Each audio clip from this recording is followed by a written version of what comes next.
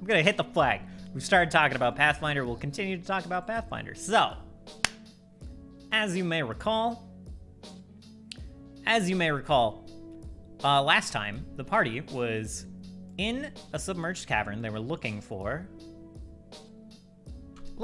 something of a bioweapon that Solus had gotten information about, gotten some intel about from a vision and later from a book. The previous emperor apparently left this sea serpent in this cave underwater. They had found a location of this cave and gone to find it, so that they could use this serpent to kick out a bunch of boats that are chilling in their bay, like kind of blockading Castell, the main port town of the city that the party is from, Eden. So, to that end, they had been in this cavern. They had discovered at the very end of the previous session that Jormungandr, first of all, they found a party member chilling down here. That is Dallas, Syraxen's character, named Loki. And they discovered that Loki was a summoner with a bind to a serpent-like creature that he was calling Yor. She was calling Yor. Apologize. Character is a she. Then they made their way up here. They knocked out a couple of statues, a sentry robot, and then found Yor's body chilling here. I have moved it aside. It's been removed. Pay no attention to the snack behind the line of sight blockers, right? Snake was in here, in the puddle, and so they discovered that their super weapon was no longer alive, and was in fact the serpent that Loki was bound with in a phallic-looking room. Look, have you tried to make some goddamn maps, Dallas? Have you tried to make some maps of any variety? Because let me tell you, when you're dealing with map shapes, everything looks a little bit phallic. All right, if we like just look over here, like there's a lot of options that are gonna look like pretty phallic, pretty like a little bit like sex toys, okay? So we're gonna just move on from that. So they discovered that body here. A couple of these sea devils were spotted hanging outside here. Potential combat, by the way. Their leader swam inside when they realized they were spotted and demanded some answers from the party that was in here. Accused them of retrieving, like coming back to finish like kind of the previous emperor's work. Wanted to know what was going on. Kind of started off with a hostile tone, let's say. And then Loki, there were some good rolls, some good discussion. Loki also revealed that they were bound with this thing that they considered a god, the serpent that they considered a god, that they'd been trying to retrieve from this cave. They'd been pushed out basically by this security droid, along with a rather malevolent presence that had been eating up Yor's body and turning him not from a serpent to a skeleton of a serpent. This old god that had been sleeping in the vicinity had been chomping on Yor for quite some time and siphoned off his energy. That was another thing the party discovered. But the Sea Devil leader basically said that was like the Emperor's plan and accused these guys of being in on it, and they convinced them back that no, in fact, not so much. The song had vocals after all. Whoa! Gonna move to the piano one. There's some worse than gamer words I heard in that brief stint. Anyway. Anyway. So, as I was saying,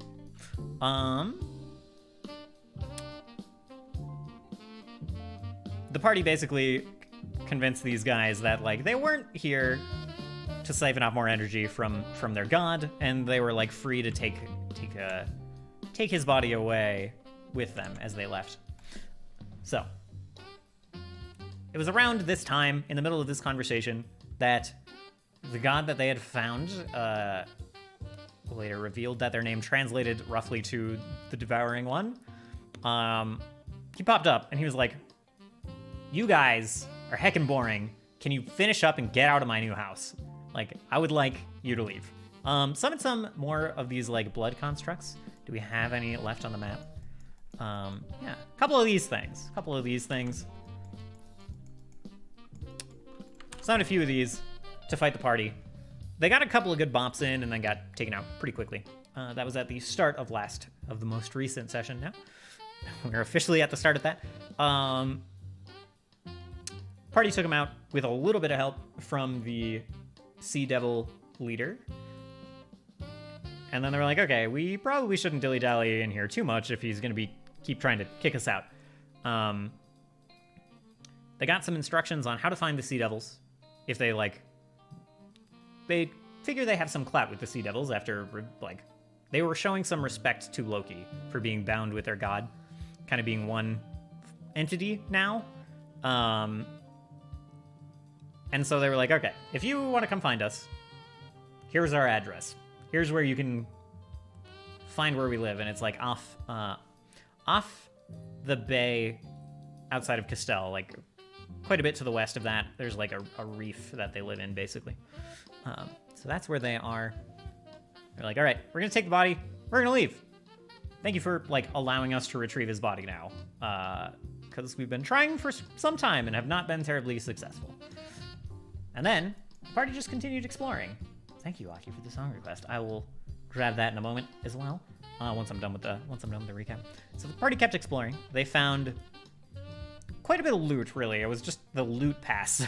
They'd explored most of the dungeon already, so it was just going through all the nooks and crannies and finding what they'd left behind so far. So they found some swim fins with like a ring of swimming inside. And then they made their way back down, kind of close to where they were originally, and found these chests that, like, in the voice of Adam, asked some riddles of whoever approached. And they weren't, like, strict riddles. It was more than anything, like, Adam trying to...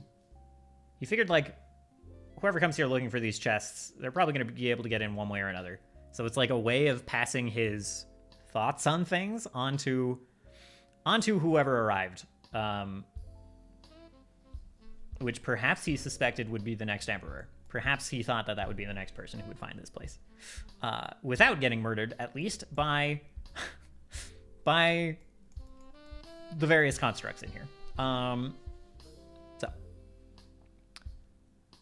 So the party approached these chests.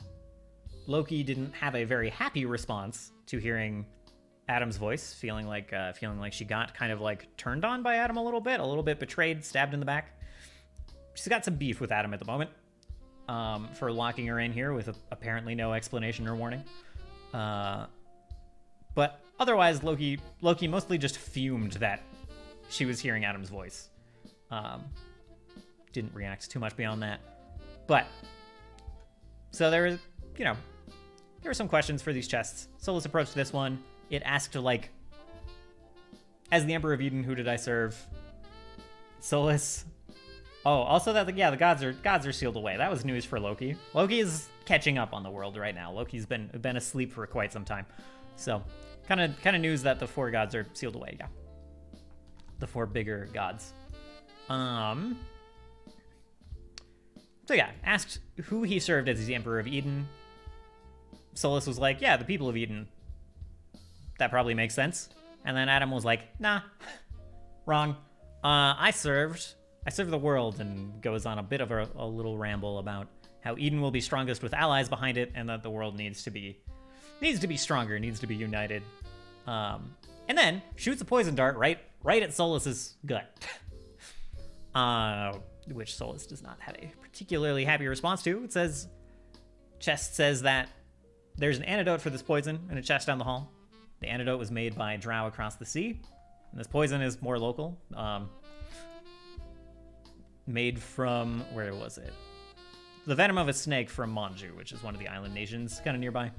So yeah. Smile, yes. And then it kind of went on with the riddles. Like, I've weapons hidden across the continent. How would you use them?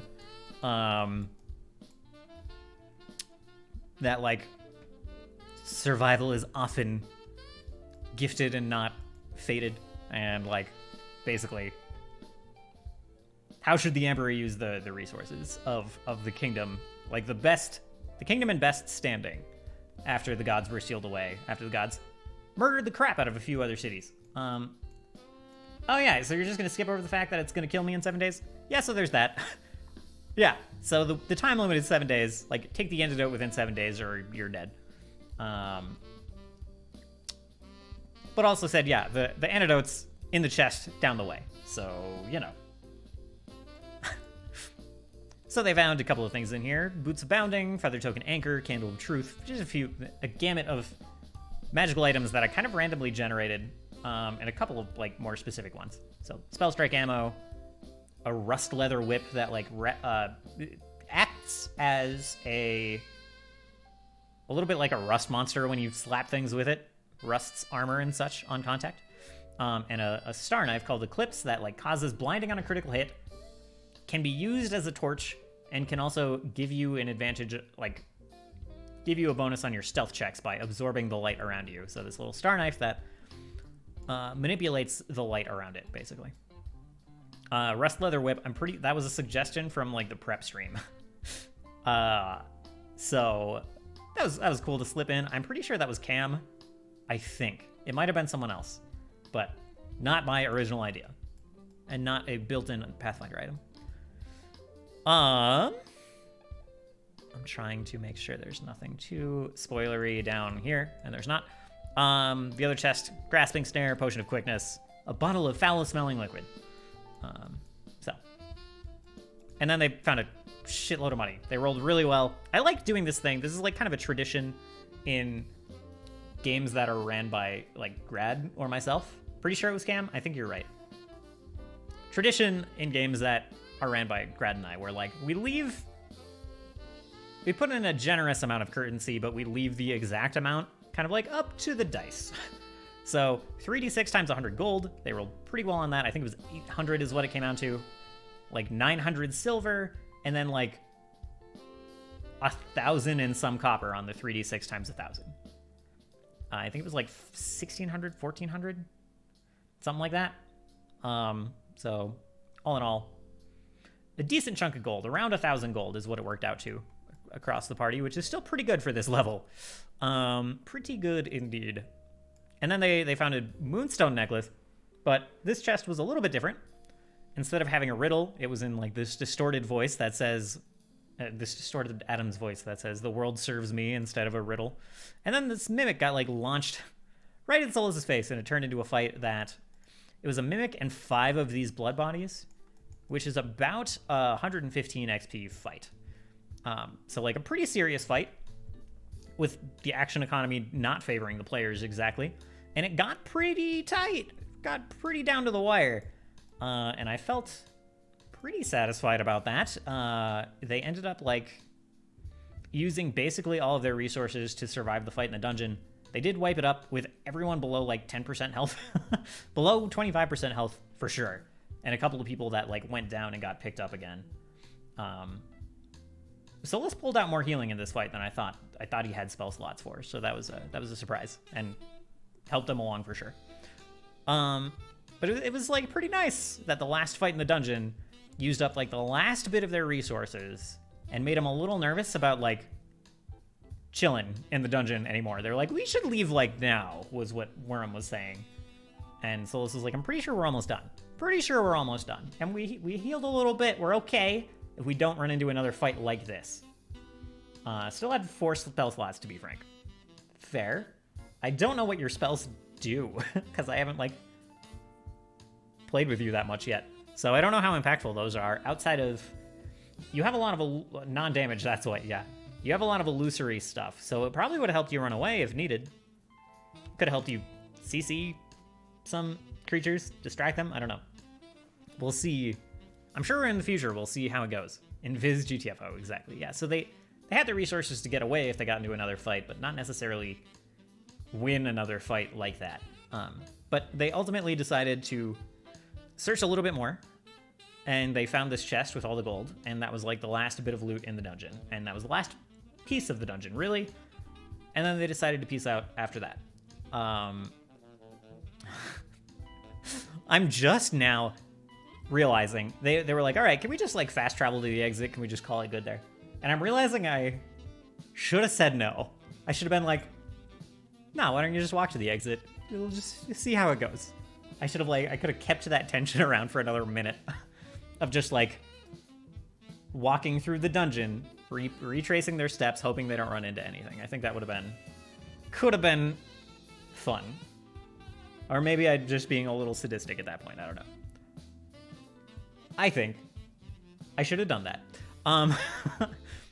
The other thing is when they were sitting around here discussing the loot, like around the corner, not discussing the loot, discussing whether to continue. I may or may not have dozed a touch. That's totally fair, Wes. And Moto, I'm sorry to hear about your internet. That sucks. Rip internet. Yeah, sorry to hear that. So they were standing around the corner from the last piece of loot, discussing whether to just leave now and come back or whether to keep exploring. And it was so hard not to just be like, look, guys, that was the last fight. Just keep going. Because again, that tension is nice and that party discussion is nice. Like anytime the party stops to kind of talk amongst themselves and like make decisions and they have different opinions about what should be done, I really like that. And that's like, I don't know. I push for those a little bit. I try to make those situations come up. So, at the end of a session that had gone over time, it was really hard not to just be like, look, you're safe to explore. It was hard not to diffuse that tension for them and be like, no, just go ahead. But I'm glad that I didn't, because that's like kind of a big part of the whole point for me is having players disagree about what should be done with the limited resources they have left and like what's safe. And Moto from a pretty meta level, not a meta level, but like a game level was like, that's probably the last fight in here. We're probably okay. I think we're about done. And Solas's sense of direction, he probably knew, like he saw this path down here, right? Knew they were wrapping around, knew that they were like coming back to where they'd started and that they'd mostly cleared out the cave at that point. So like in character, it makes sense for him to be like less spooked as well. Kind of like a little more calm about it than Wuron was. So, but anyway, that was really about it. That was the end of the session. They'd meandered through here. They'd gotten all the loot for the most part. And yeah, that was a good time. I missed running dungeons. It's been a really long time since we've had like a proper dungeon. I think since Explicita, really. Since like the first arc of the story. It's like the players were level like 4, I think. Yeah, because the entire last couple of arcs were like, there was a location that was dangerous to them, but it wasn't a dungeon. It was like they were in enemy territory, in an enemy camp. They had to figure out how to get to this god that was like leading their current rivals, their current enemies. And it was like a whole social situation, a whole sneaky spy situation to like navigate. But it wasn't, wasn't this kind of classic dungeon feeling for sure. So it was nice to return to that, is the point. I think this is like, my players can feel free to disagree, but this is what I'm like most comfortable running, is like, I've put together this very specific location. I've put some work in to make it like look nice and to make it a little evocative and put challenges in it and like build something that's a little thematic and fun to work through. Like with, had the faction of like, old god minions, of forgotten god minions, I mean, and then like the fish people trying to get in here and get their god's body back, and then like the constructs left over to defend the place by Adam. Like, I don't know. I like setting this kind of stuff up. So it felt very comfortable and nice, and I think probably that comes through in player enjoyment a little bit? Maybe? Who knows? Who knows? I don't know how that comes across, but I think set pieces are your big strength. Thank you. I like that little bit of confirmation. I think I agree. I want to get better at everything else, which means I need to keep running everything else, but it always feels so comfy to come back to stuff like this. It touches like a very... I've always wanted to be like a game designer. So this like level design, combat design, loot filling, it like kind of comes out in the kind of, to be a little poetic and dramatic about it, in the kind of story I can tell through a dungeon and through building a dungeon, more than maybe the rest of the game. So, sure better at this than politics. So, yeah, I don't know, it was fun. I was glad to have done it. So, I do mean politics in the game, which is a big stumbling point for this campaign. But also, man, boy, aren't dungeons more fun than politics? It's a general statement. So anyway, yeah, I dig it. Hopefully we can do another dungeon real soon. There's some like other non-dungeony stuff to do in between, but like the party is probably going to go to the Rot at some point in the future, and there's potential there for multiple set pieces. Maybe not this dense. This isn't a big map, but it's a dense map. So yeah, I've got some ideas about the Rot. I've been kicking that around longer than this for sure, because that's been a potential storyline for a year. The party could have gone and dealt with the Rot as the very first thing, so I've been thinking about it for a long time. So excited to build it. And yeah, I'm excited to play more again on Thursday. But like I said, I don't really think I need to prep much for Thursday, so I think this is possibly where we leave Pathfinder behind for now. The party has some talking to the council to do, apparently. They have some pirates to still go negotiate with, potentially, in some way. And the Emperor was talking about potentially faking his death and being tired of being the Emperor. So, I'm not sure if that's happening soon or after a brief stint with Bug. I don't know what the order of operations is going to be for that. Oh, Persona 3 music. Okay. We should talk game design sometimes, strictly from a design perspective. I had a whole conversation with Wes about a mana system that was also like a health system. Oh. We came to some different conclusions, but I don't even remember what the conclusion was to making it a thing. I've definitely seen games like that where it's like, you know, your survivability and your mana are tied together, and the bigger, better spells you cast, the more dangerous it is for you. Thursday is mostly going to be a transitive episode, methinks. I think you're probably right.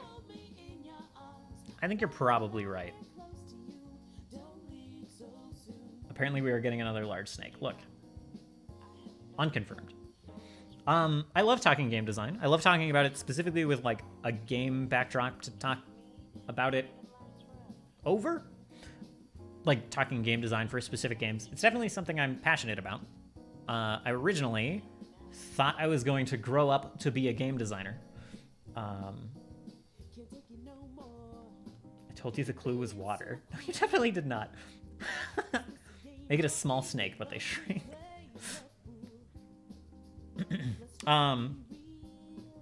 So yeah, I don't know.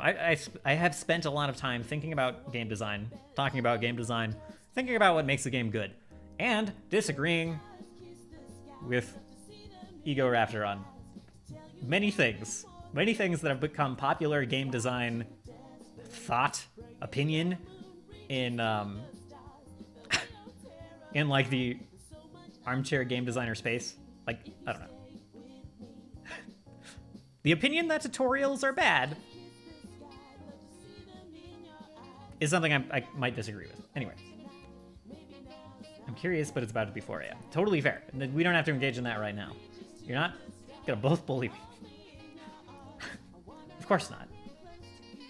Sounds good, Core. I'm getting sleepy, so I might have lied about TFT. I'll message you if I don't fall asleep. That's totally fair. I'll catch you in a bit if, you know, if you're still around. I might also get sleepy soon, but we'll see. But did he dab on stream?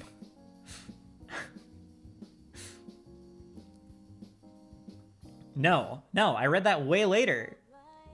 I read that way later. Like, after stream was over, and then I was like, I'll dab now, but it's, you know.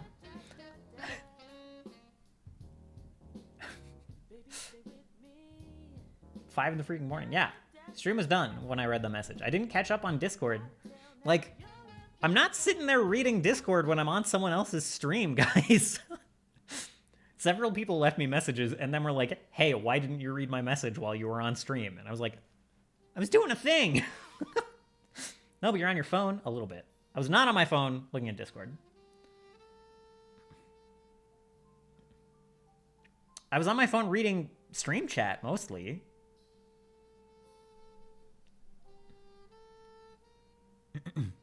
And typing in stream chat. IDK kind of sus. I type in stream chat on my phone so that I don't have to just interrupt Core every time I have something to say.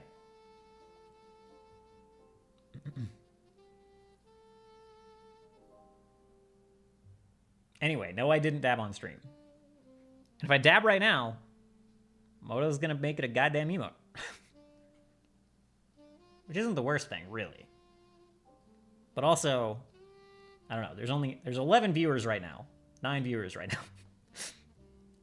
But I think if I dabbed on stream, my followers would probably drop by about 50. Just by itself, just alone. On that action alone. Instantly. Dab, you fool. Highlighting your message has no power over me. Like, you can do it. I'll read it with more emphasis. But it doesn't buy a dab.